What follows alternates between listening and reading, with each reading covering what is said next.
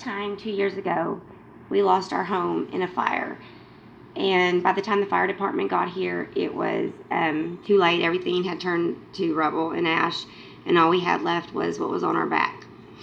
It was a really hard time for us anyway, because since January of that year, I had been really sick and unable to be diagnosed. And after seeing several specialists, I had finally just given up pretty much and never hardly left my room. And if I did, it was to go in other parts of the house, but I would not go outside anymore because I had broke out in sores all over my body.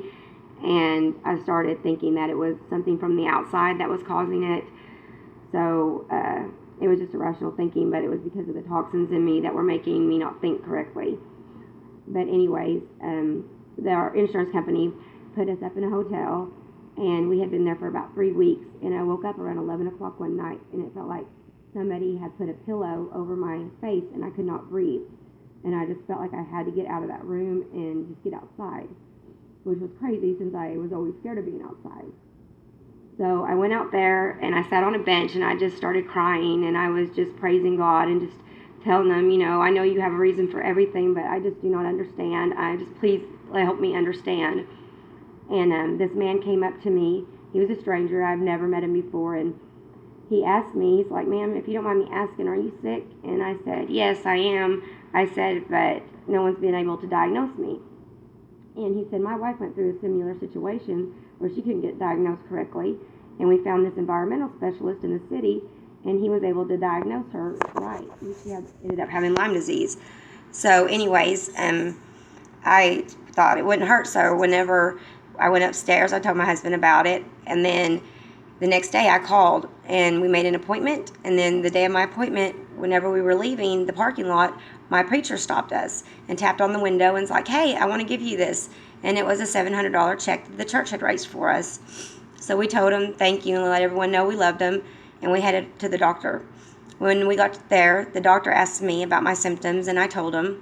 And then he asked me about what else had been going on and everything. And we told him we had just lost our house in the fire and all kinds of different things. And he looked me over and he told me, "Amanda," he's like, "I'm going to be honest with you. I think you have mycotoxins."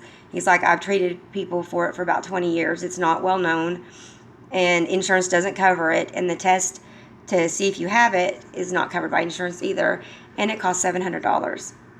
My heart just dropped, because at that moment I knew, what are the odds that a stranger comes up to me and tells me about this doctor, and then our preacher stops us the day we're going to see the doctor and gives us the exact same money that we needed for that test.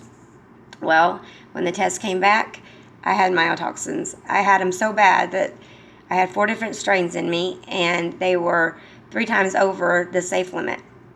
My doctor actually even told me that within the 20 years he had been treating people, I had the highest he had seen.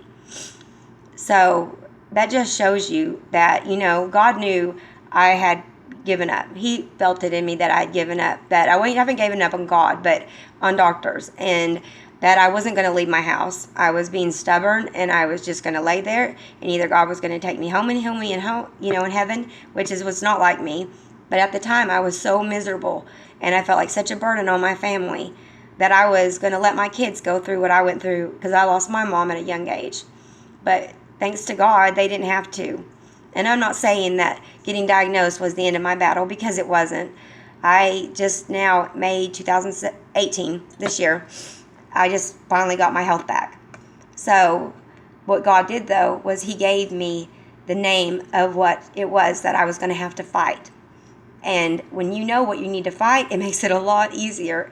So I'm just telling y'all out there that if anyone's going through anything that they feel like, why is this happening? Everything's going wrong in my life.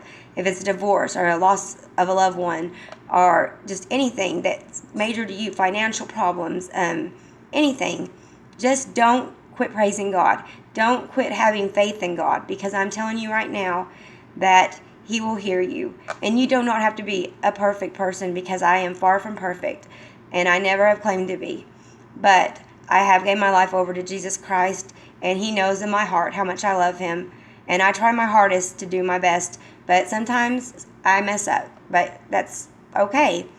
And and plus, I'm from a small town that just has a dollar store. So if God gave me a miracle, and I consider that a miracle, because if a person that you don't know comes up to you and tells you about a doctor, and then the day of the appointment, your preacher comes to you and gives you the amount that you need for the test that's going to tell you what you have, that's a miracle. So, it hurts, and I still get emotional about, I've lost all my memories. Everything that I was given that was of my mom's and of my grandma's, and all my ultrasound pictures, all the things that my kids made me from school. But you know what? I'm alive, and you can replace things and you can mend relationships. But when you're gone, you're gone. And I never wanted my children to ever feel that pain that they, losing your mom at a young age, because it changes everything.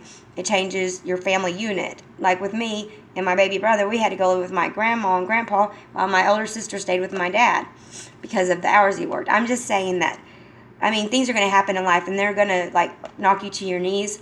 But you just remember that God is going to pick you up. Don't lose faith in Him. So that's my testimony, and I'm glad that I shared it with y'all. And God bless you all.